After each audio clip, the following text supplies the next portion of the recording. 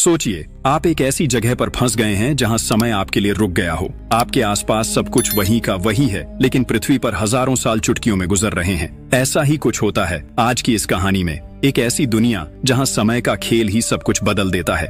एक आर्कियोलॉजिस्ट जंगल को एक्सप्लोर करते हुए एक अजीब गुफा के पास जाता है जो घास फूस से ढका नहीं था। उसके मन में जिज्ञासा जगी और वो तुरंत गुफा के एंट्रेंस पर गया। वहां पहुंचते ही उसने अंदर एक इंसानी आकृति को सीधा खड़ा देखा। उसने उस व्यक्ति को कई बार बुलाया पर कोई जवाब नहीं मिला। ये देखकर हॉपर को कुछ समझ आया और वो तुरंत अपने कुत्ते को बुलाकर वापस घर की तरफ चल पड़ा। अपने स्टूडेंट से अलविदा कहकर और अपना सामान पैक करके वो फिर से जंगल के लिए निकला। सबसे पहले हॉपर ने गुफा के एंट्रेंस पर रोप्स लगाई ताकि सेफ्टी बनी रहे। फिर अपने कुत्ते को साथ लेकर वो केव के अंदर जाने लगा। जैसे ही वो गुफा के एंट्रेंस के पास पहुंचा, डॉग ने आगे बढ़ने से बिल्कुल मना कर दिया। मजबूर होकर हॉपर ने कंफर्म किया कि वो आदमी अभी भी बिना हिले वहीं खड़ा है। हॉपर ने डिसाइड किया कि वो अकेला केव के अंदर जाकर जांच करेगा। लेकिन कुछ ही कदम अंदर जाने के बाद हॉपर ने देखा कि उसके सामने की हवा अजीब तरीके से हिल रही थी, जैसे कोई अदृश्य दीवार गुफा और बाहर की दुनिया के बीच खड़ी हो। ये अजीब चीज हॉपर की जिज्ञासा को और बढ़ा गई। बिना कुछ सोचे समझे उसने गुफा के अंदर और गहराई में जाने का फैसला किया।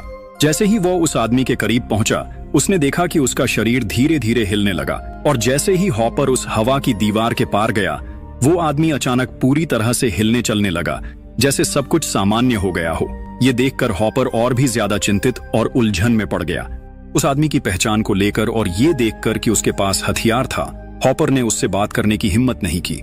वो बस चुपचाप देख रहा था जब तक वो आदमी गायब नहीं हो गया। और भी अजीब बात यह थी कि जैसे ही हॉपर गुफा के अंदर गया, बाहर की रोशनी बिना किसी वजह के हिलने लगी, जैसे उस पर किसी चीज का कंट्रोल हो। साथ ही गुफा के अंदर से गहरी दहाड़ की आवाज आने लगी, जो हॉपर को वहीं जमने पर मजबूर कर गई। उसका सांस लेना तक मुश्किल हो गया। तभी दहाड़ के बाद इंसानी चीखें सुनाई दी। ये सुनते ही हॉपर को समझ आया कि ये जगह बेहद खतरनाक है। डर से कांपते हुए उसने बिना पीछे देखे बाहर की तरफ भागने का फैसला किया। लेकिन जब वो बाहर आया तो उसने देखा कि बाहर की दुनिया पूरी तरह से बदल चुकी थी, जैसे वो भविष्य में पहुंच गया हो। हॉपर सिर्फ कुछ ही मिनट्स के लिए गुफा के अंदर रहा था, लेकिन जब वो बाहर आया तो उसने देखा कि दिन का समय रात में बदल चुका था। और सबसे अजीब बात ये थी कि जो डॉग एंट्रेंस पर होना चाहिए था वो वहां से गायब था। एक छोटी सी तसल्ली ये थी कि उसकी कार वहीं अपनी जगह पर थी, लेकिन जैसे ही वो करीब गया उसने देखा कि कार पूरी तरह से झाड़ियों से ढक चुकी थी और अब स्टार्ट होने का नाम नहीं ले रही थी। शुरू में हॉपर को लगा कि कोई उसके साथ मजाक कर रहा है, लेकिन जब उसने अपना आईडी कार्ड देखा जो ऑक्सीडेशन की वजह से पीला पड़ चुका था, तब उसे समझ आया कि मामला सीरियस है। फिर भी उसके पास इस सब के बारे में सोचने का समय नहीं था। उसका बस एक ही ख्याल था, इस अजीब और डरावनी जगह से जितनी जल्दी हो सके निकल जाना। अचानक हॉपर की नजर एक गाड़ी पर पड़ी जो रास्ते में खड़ी थी। उसने जोर से आवाज लगाई, लेकिन कोई जवाब नहीं मिला। मजबूरी में उसने सोचा कि अपनी कार के लिए बैटरी उस गाड़ी से ले ले, पर जैसे ही उसने गाड़ी को चेक किया, उसका दिल एक बार फिर थम गया। वो गाड़ी सालों से वहीं छोड़ी गई थी। हॉपर को अच्छी तरह याद था कि जब वो यहाँ पहली बार आया था तो उस जगह कोई गाड़ी नहीं थी। जब वो इस बात पर सोच ही रहा था, तभी उसकी नजर कार के अंदर पड़े एक पुराने बैकपैक पर गई। वो बैकपैक उसके स्टूडेंट टेलर का था। हॉपर ने हर तरफ टेलर को पुकारा, लेकिन कोई जवाब नहीं मिला। अब वो घबरा गया था। एक ही संभावना थी, टेलर भी उस गुफा के अंदर चला गया था। अपने स्टूडेंट की सेफ्टी के लिए हॉपर ने वापस गुफा के अंदर जाने का फैसला किया। जो बात हॉपर को नहीं पता थी वो ये थी कि जब उसने पहली बार उस हवा की दीवार को पार किया, तभी बाहर 3 दिन गुजर चुके थे। हॉपर के अचानक गायब होने से टेलर समझ गया कि उसके साथ कुछ गलत हुआ है। टेलर ने अपने 4 दोस्तों को इकट्ठा किया और पहाड़ों में हॉपर को ढूंढने निकल पड़ा। रास्ते में उन्हें हॉपर की कार तो नहीं मिली, लेकिन एक छोड़े गए बस के अंदर हॉपर के बचपन की एक फैमिली फोटो जरूर मिली। टेलर को लगा कि हॉपर अकेला अपने परिवार को ढूंढने के लिए इन पहाड़ियों में आया होगा, जो सालों पहले यहाँ से रहस्यमय तरीके से गायब हो गया था।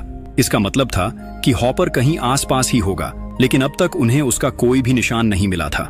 जब टेलर इस बात पर सोच ही रहा था, तभी फर्बी को बस के पीछे एक पुरानी रस्सी मिली। उस रस्सी का पीछा करते हुए वो लोग एक खाली गुफा तक पहुंच गए। रस्सी क्लिफ के किनारे पर जाकर टूट गई थी और नीचे क्या था ये समझना मुश्किल था।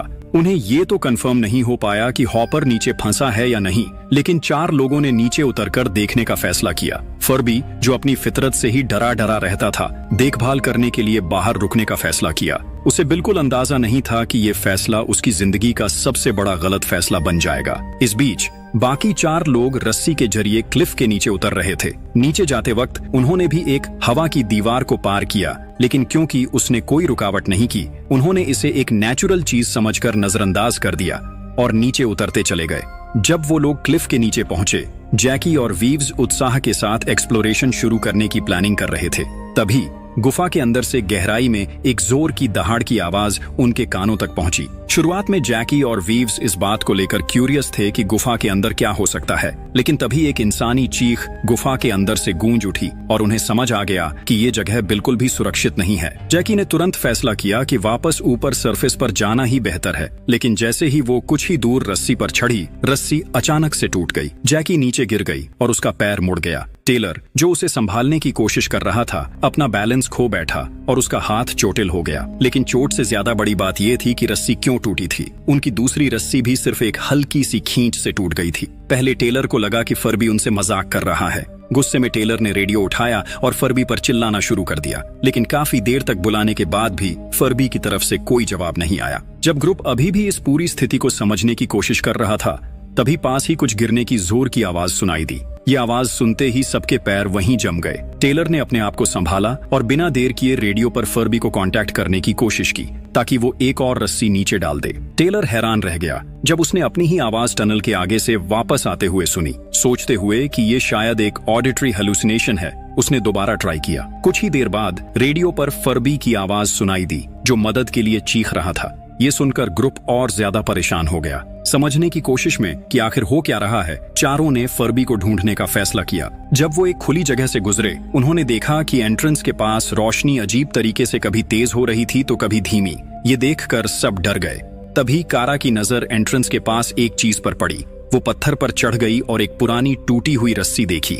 उसका हाल देखकर कंफर्म था कि ये फर्बी की थी। नीचे झांकते ही उसका दिल थम गया। फर्बी का शरीर नीचे बेजान पड़ा था। ग्रुप फर्बी की मौत देखकर दुखी हो गया। जब टेलर ने टूटी हुई रस्सी देखी तो उसे लगा कि किसी ने जानबूझकर उसे काटा है जब फर्बी नीचे उतर रहा था। लेकिन ये बात समझ में नहीं आई, क्योंकि फर्बी अपनी फितरत से ही डरपोक था और कभी अकेला नीचे नहीं उतरता, चाहे कोई उसे कितना भी कहे। टेलर इस बात को लेकर उलझन में पड़ गया। किस्मत से फर्बी का रिकॉर्डिंग डिवाइस चालू था। ग्रुप ने तय किया कि सवालों के जवाब के लिए फुटेज देखी जाए, लेकिन जितना ज्यादा फुटेज देखते गए उतना ही ज्यादा कंफ्यूज होते गए। रिकॉर्डिंग में दिख रहा था कि जैसे ही ग्रुप नीचे पहुंचा, फर्बी के लिए बाहर 7 दिन गुजर चुके थे। इस दौरान फर्बी को हॉपर की जीप मिली और उसने पहाड़ के बेस पर लगाई गई इमरजेंसी रोप भी ढूंढ ली। इसी सफर में फर्बी को एक छोड़ी गई बस के अंदर एक पुराना मेडिवल जर्नल भी मिला। जर्नल में लिखा था कि स्पेनिश क्वीन ने अपने पति की जिंदगी बचाने के लिए फाउंटेन ऑफ यूथ ढूंढने के लिए एक एक्सपीडिशन भेजा था, लेकिन उन एक्सप्लोरर्स को गुफा के नेटिव्स के हमले में भारी नुकसान उठाना पड़ा। कुछ लोग मुश्किल से अपनी जान बचाकर भाग पाए, जबकि एक पूरी आर्मी रहस्यमय तरीके से गायब हो गई। फर्बी की डिस्कवरीज यहीं खत्म नहीं हुई। उसी शाम उसे एक और जर्नल मिला जो हॉपर के पिता का था। उसमें ये सच सामने आया कि हॉपर के पेरेंट्स भी फाउंटेन ऑफ यूथ को ढूंढने आए थे, अपनी बीमार बेटी को बचाने के लिए। रिकॉर्डिंग के आगे 7 दिन का फास्ट फॉरवर्ड दिखाया गया। इस वक्त तक फर्बी के पास खाने का सामान खत्म हो चुका था, लेकिन जो 4 लोग नीचे उतरे थे उनका अब तक कोई पता नहीं था। जब कोई और रास्ता नहीं बचा तो फर्बी ने सोचा कि बाकी सब लोग मर चुके होंगे। टेलर की मैनुअल कार ड्राइव करने का विकल्प उसके पास नहीं था और वो हजारों किलोमीटर चलकर घर नहीं जा सकता था, इसलिए उसने अपनी उम्मीद हॉपर की कार कीज पर लगा दी। फर्बी ने हॉपर की बॉडी को ढूंढने के लिए रस्सी से नीचे उतरने की तैयारी शुरू कर दी।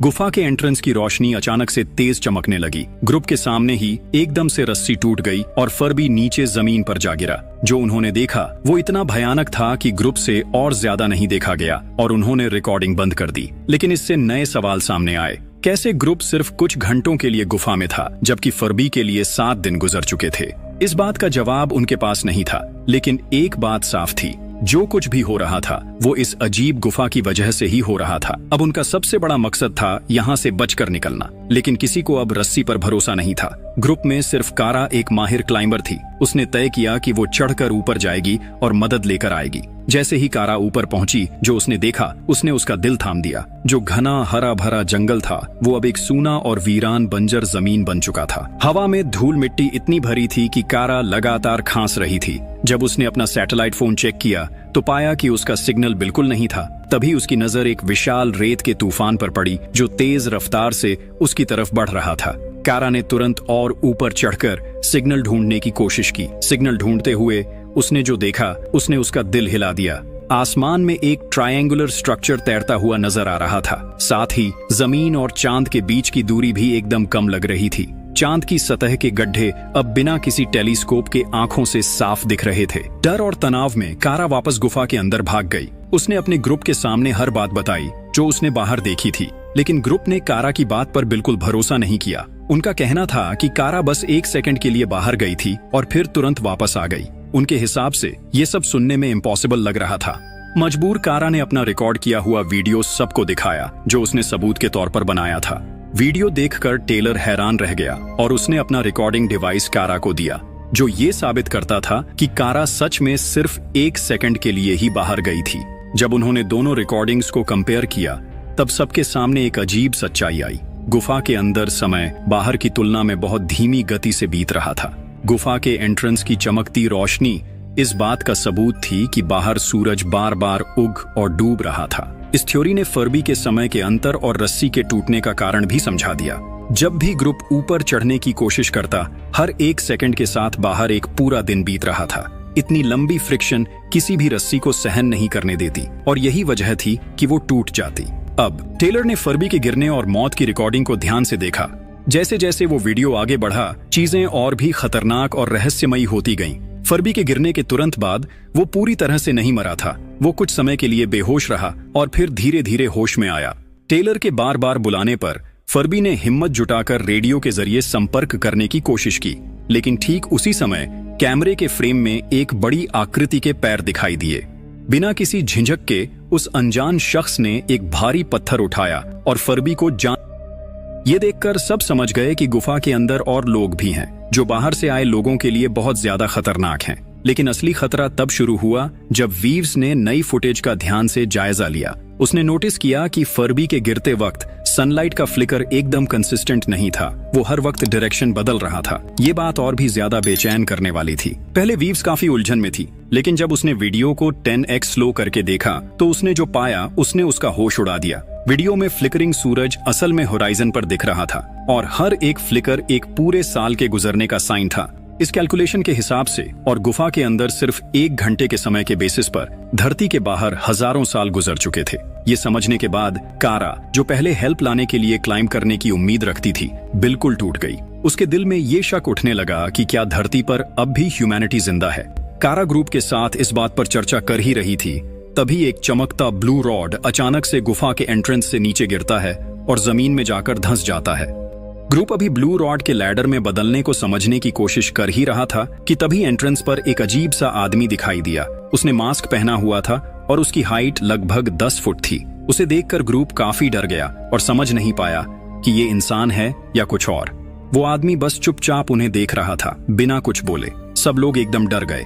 तभी पीछे से एक जंगली आदमी उस पर हमला कर देता है, लेकिन अपनी बड़ी साइज और अलग टेक्नोलॉजी का इस्तेमाल करके उस आदमी ने उसे आसानी से हरा दिया और जमीन पर दबा दिया। उस आदमी को हराने के बाद जायंट ने ग्रुप की तरफ देखा, लेकिन अब भी कुछ नहीं बोला। ये देखकर ग्रुप और ज्यादा घबरा गया। टेलर को समझ नहीं आया कि जायंट उनका दोस्त है या दुश्मन, इसलिए ग्रुप ने वहां से भाग जाना ही बेहतर समझा। लेकिन उन्हें ये नहीं पता था कि असली खतरा गुफा के और अंदर छुपा है। एक पत्थर वाली सुरंग को पार करके ग्रुप एक खुली जगह पहुंच गया, लेकिन उनका सुकून सिर्फ एक पल का था, क्योंकि अगला मंजर देखकर उनका दिल कांप गया। जब उन्होंने जमीन पर एक ताजा शरीर देखा तो उनका दिल थम गया। वो शरीर अभी तक गर्म था, जैसे उसकी मौत सिर्फ 2 मिनट पहले ही हुई हो। जैकी ने उसका चेहरा देखा और तुरंत पहचान लिया। वो हॉपर की माँ थी, जो 40 साल से गायब थी। उसके पास ही हॉपर के पिता का शरीर भी पड़ा था। ग्रुप इस बात को समझने की कोशिश कर रहा था कि उन दोनों की मौत कैसे हुई। तभी उनकी नजर एक ग्रुप जंगली इंसानों पर पड़ी, जो एक काउबॉय की बॉडी से चीजें लूट रहे थे। टेलर ने तुरंत समझ लिया कि ये वही लोग हो सकते हैं जिन्होंने फर्बी को मारा था। टेलर ने धीरे से ग्रुप को कहा कि चुपचाप एक और टनल के रास्ते निकल जाएं। लेकिन तभी उन आदिवासियों में से एक की नजर उन पर पड़ गई।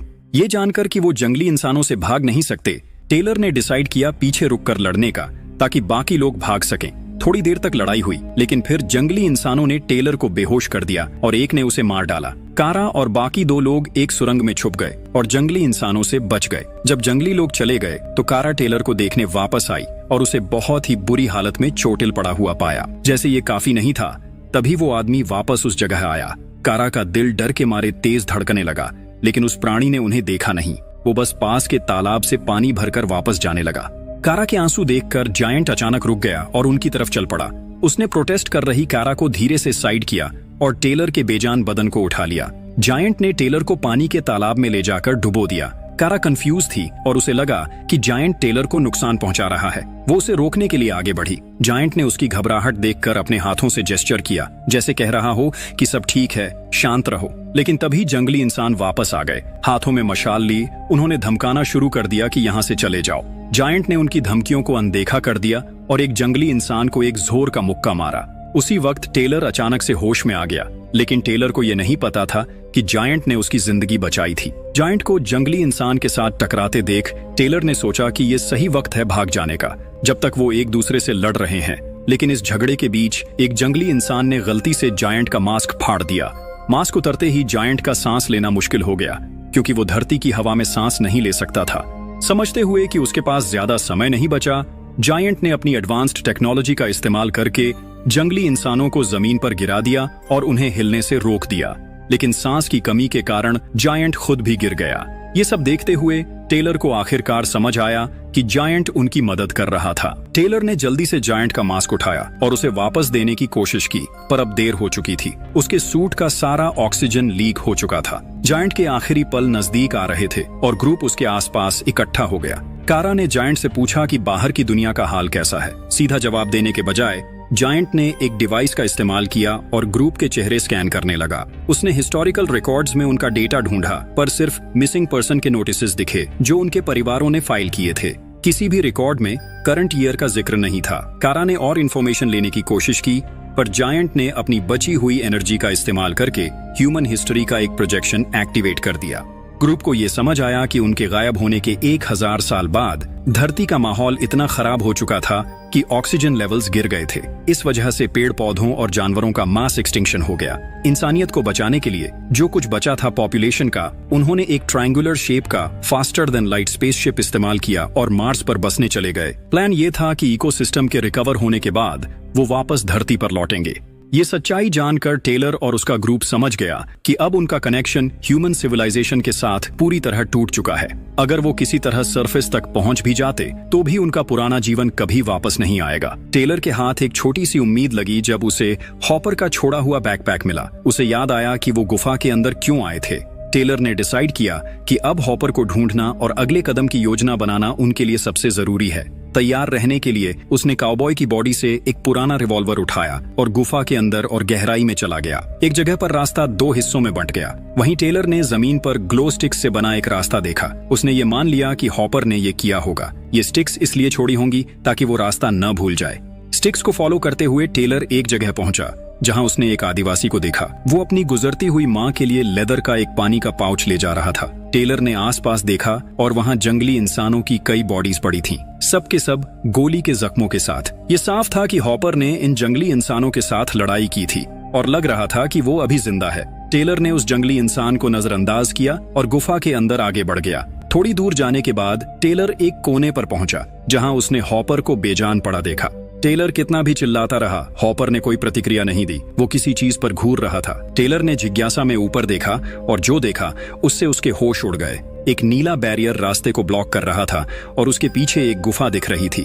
बैरियर के पार उसने एक जंगली इंसान को देखा जो एक छोटी लड़की के पीछे भाग रहा था। हॉपर ने टेलर के कंफ्यूज्ड चेहरे को देखते ही समझाया, वो लड़की मेरी बहन है। उसने बताया कि गुफा के अंदर वक्त बहुत धीरे चलता है। वो जगह जिसमें वो थे बाहर से देखने पर बिल्कुल फ्रोजन लग रही थी, जैसे समय वहीं रुक गया हो। हॉपर ने बताया कि ये तो बस शुरुआत थी, असली राज तो उस गुफा के अंदर था। गुफा के अंदर एक अजीब नजारा दिख रहा था। कुछ मेडिवल के सैनिक जंगली इंसानों के एक झुंड के साथ लड़ाई कर रहे थे। ये शायद स्पेनिश क्वीन की खोई हुई सैनिक फोर्स के लोग थे। बाहर दुनिया में सदियां बीत चुकी थीं, लेकिन गुफा के अंदर ये लड़ाई अभी शुरू ही हुई थी। गॉर्ज के अंदर समय इतना धीरे बहता था कि उसे समझना मुश्किल था। टेलर हॉपर की बहन को बचाने के लिए उस बैरियर की तरफ बढ़ने लगा, लेकिन हॉपर ने उसे तुरंत रोक दिया। हॉपर ने टेलर को वार्न किया कि अगर वो एक पल के लिए भी उस गुफा के अंदर गया तो जब तक वो वापस आएगा बाकी सब लोग मर चुके होंगे। उनके पास एक ही ऑप्शन था, जितनी जल्दी हो सके गुफा से बाहर निकल जाना। टेलर ने हिचकिचाहट में हॉपर की बात मान ली और उसे वहां से निकालने की कोशिश की, लेकिन हॉपर के सीने में एक भाला घुसा हुआ था जो उसे हिलने भी नहीं दे रहा था। उसी वक्त लड़की ने जो जादुई पानी जंगली इंसान पर डाला था, उसकी वजह से वो एक एक करके उठने लगे। अब ये तय था कि अगर कुछ नहीं किया गया तो उनमें से कोई भी जिंदा नहीं बचेगा। हॉपर ने हालात को समझते हुए टेलर से रिवॉल्वर मांगी और कहा कि वो अपनी बची हुई स्ट्रेंथ का इस्तेमाल करेगा ताकि बाकी सबको एस्केप करने का वक्त मिल सके। हॉपर ने चिल्लाते हुए टेलर को बोला, भाग जाओ जब तक टाइम है। उसकी चेतावनी सुनते ही ग्रुप ने बिना वक्त गवाए टनल की तरफ भागना शुरू कर दिया, अपने पुराने एग्जिट की ओर। पर जब वो एंट्रेंस पर पहुंचे तो उन्होंने देखा कि चमकती हुई सफेद रोशनी अब एक स्थिर हरे ग्लो में बदल चुकी थी। सब कंफ्यूज हो गए, लेकिन समय कम था। वो जल्दी से जायंट की लैडर की तरफ बढ़े ताकि बचकर निकल सकें। जैसे ही वो लैडर के पास पहुंचे, उन्होंने देखा कि एंट्रेंस अब एक चमकते हुए हरे लिक्विड से ब्लॉक हो चुका था। नीचे जंगली लोग देख रहे थे। अपने ऑप्शंस को समझने के बाद कारा ने झिझकते हुए अपना हाथ लिक्विड के अंदर डाला, पर जैसे ही उसने उसे छुआ, एक अनजान प्राणी ने उसे जोर से अंदर खींच लिया। कारा ने पूरी हिम्मत लगाई और संघर्ष करते हुए अपने सर के बल सरफेस पर वापस आई, बिल्कुल एंट्रेंस के पास, जहां टेलर ने उसका हाथ पकड़ लिया। नीचे जंगली इंसानों का नेता लैडर के चमकते हुए बटन्स को जिज्ञासा से देख रहा था। उसने एक बटन दबा दिया और उसका नतीजा तुरंत दिखा। टेलर और बाकी सबका संतुलन बिगड़ गया और वो गिरने लगे। इस अफरा तफरी के बीच कैरा पूरी तरह से पूल के अंदर खींच ली गई। लेकिन अजीब बात यह थी कि पूल के अंदर जो क्रीचर था, उसने कैरा को नुकसान पहुंचाने के बजाय उसके चेहरे पर एक ऑक्सीजन मास्क लगा दिया। कैरा के नजरिए से देखा जाए तो टेलर और बाकी लोग एकदम जमे हुए दिख रहे थे, जैसे समय ही रुक गया हो। तभी 3 इलेक्ट्रॉनिक टेंटिकल्स पूल से निकले और बिजली की गति से गुफा के अंदर बढ़ने लगे। टेंटिकल्स ने टेलर और उसके ग्रुप को पकड़ लिया, उन्हें कसकर बांध दिया और हवा में उठा लिया। नीचे खड़े जंगली इंसानों की आंखों में हैरानी और सदमा था। कारा अचानक से एंट्रेंस पर वापस आई और उसने टेलर और बाकी सबको गाइड किया कि वो अपनी सांस रोकें। फिर एक एक करके कारा ने सबको पानी के अंदर खींच लिया। नीचे खड़े जंगली इंसान हैरानी में उन्हें देखते रहे, लेकिन उनके पास रिएक्ट करने का समय नहीं था। कुछ ही पलों बाद और ज्यादा टेंटिकल्स गुफा के अंदर घुस आए, लेकिन इस बार उन्होंने जंगली इंसानों को नजरअंदाज कर दिया और टनल्स के अंदर बिजली की रफ्तार से खोजबीन करने लगे, जैसे वो किसी चीज को ढूंढ रहे हों। सीन बदलता है और फर्बी को पानी के एक पूल में अचानक होश आते हुए दिखाया जाता है। उसने अपने आसपास देखा और सब कुछ अजीब था। उसके सामने एक विंडो से धरती छोटी होती हुई दिखाई दे रही थी, जैसे वो स्पेस में जा रहा हो। फर्बी समझने की कोशिश कर ही रहा था कि वो क्या देख रहा है, तभी हॉपर अचानक पानी से बाहर निकला। दोनों एक दूसरे को देखकर हैरान थे, लेकिन कुछ बोलने का मौका मिले उससे पहले टेलर और बाकी लोग भी वहां आ गए। उन्होंने नए यूनिफॉर्म्स पहने हुए थे। हॉपर के माता पिता और उसकी बहन को भी जादुई पानी के जरिए बचा लिया गया था।